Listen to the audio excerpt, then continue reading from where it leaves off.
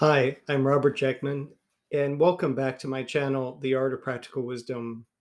Today, I want to talk with you a little bit more about my newest book, The Tender Path of Grief and Loss. I want to share a poem that I wrote that's at the beginning of the book that came to me, I want to say, quite spontaneously, and it's titled Taste Your Sorrow. Loss and sorrow spirals us, unwilling, into deep caverns of the soul, uncharted land where even shadows are lost in the dark. Here, beyond the veil, naive innocence is without license, crumpled in a discarded heap, no longer fresh faced.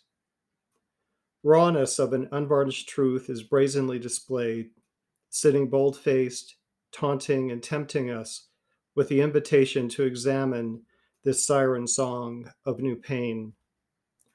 We fear that this loss, this missing, will be our undoing. But fearful sorrow is not the boogeyman.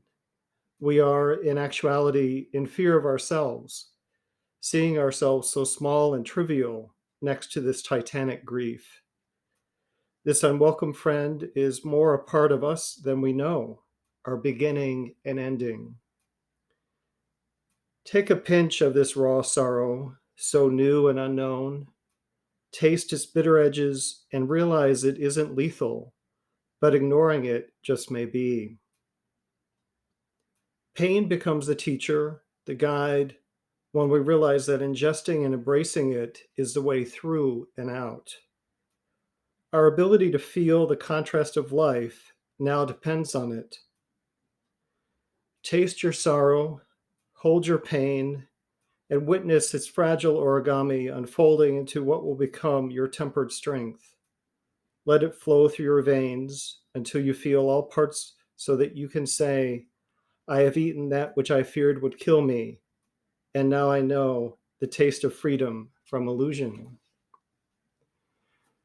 So that's how I begin the book, talking about us embracing those parts of life that create great anguish and sorrow. None of us like it.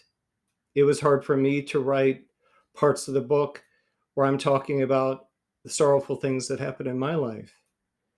But I know that through going into that examination, that I and I hope that you will eventually feel stronger and hopeful with whatever loss situation you're facing today.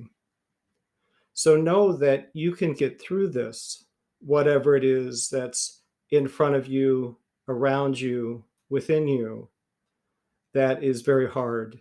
Know that there's hope, that there are resources, and it's my wish that you can turn to this book for some inspiration. I have 8 story contributors that lent their stories to my book of going through various types of losses, not just death, but all sorts of things: medical loss, loss of a spouse, loss of a child, loss of a job, loss of property, loss of dreams, loss of innocence. One way that you can use this book is you can just crack it open. And like I just open it up to Nicole's story, and maybe Nicole's story will maybe match or be close to what you're going through.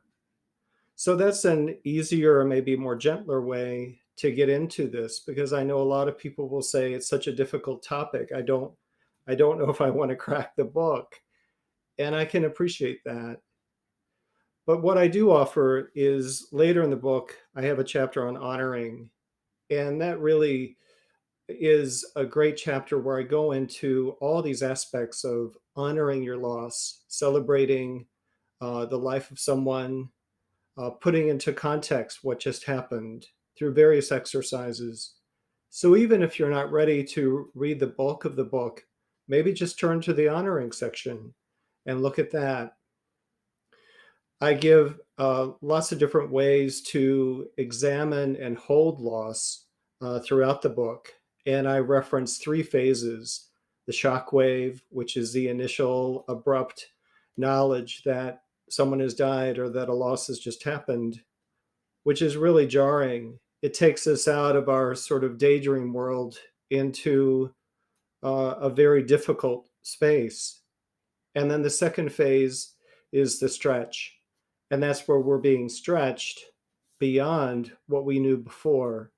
So we're growing and we're moving towards healing.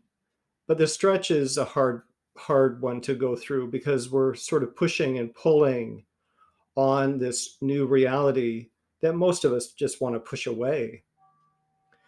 And then the third phase is the solace. And the solace is really where we enter into a place of joining, a place of sort of melding into this new space where we're holding on to a new reality and we're saying, I can find a place for this in my life.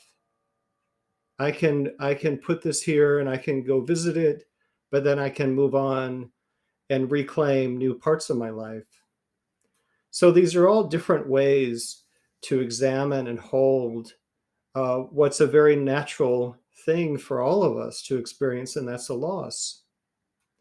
Be gentle with yourself as you go through this work and know that there are resources, that there's hope, and know that you will get through this. So, as always, please like and subscribe and write some comments below and let me know your thoughts as well as other things you'd like for me to talk about. And as always, blessings on your journey.